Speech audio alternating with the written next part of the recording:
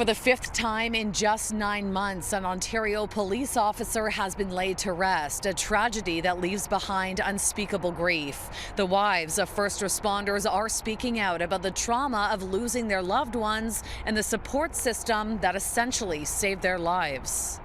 I felt like I was reliving the day he died almost every day. Sarah's husband, Sylvain Routier, was a 14-year veteran with the OPP in Ottawa when he began to struggle with mental health and died by suicide. She tells me the sudden death of her beloved husband and adoring father to their 3 children left a gaping hole filled with grief and sadness.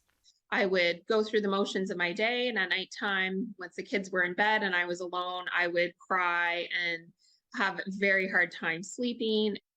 Elizabeth Hargrave also knows those feelings all too well after her husband James lost his life while battling a wildfire in Alberta. When James died, it was like my world just shattered. It was like every dream and goal that I had or we had together was just impossible now. And especially as being a mom or a parent, when my kids needed me the most, I had the least to give. Both women struggled for years, describing feelings of isolation and hopelessness until 2 years ago when a pilot support program launched by Wounded Warriors threw them a lifeline. After I took the program, I was no longer felt like I was focusing on all the details of my husband's passing. I wasn't reliving the moment anymore. It felt more like it was an event that happened in the past. And I could think about him and our lives and our memories and honor those memories as opposed to reliving the trauma. Was this a life-changing experience for you? In some ways, like life-saving, in a way that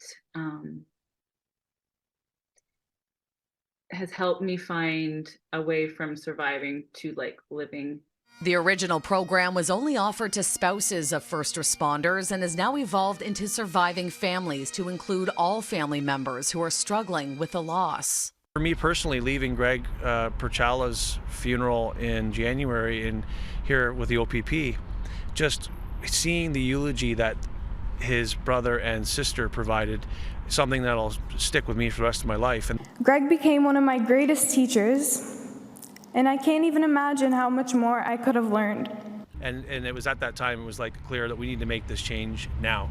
And after a tragic 9 months for the policing community right across the country, the largest ever first responder mental health conference was held in the GTA. Scott Maxwell with Wounded Warriors says it's a critical time to pull together and make mental health a priority.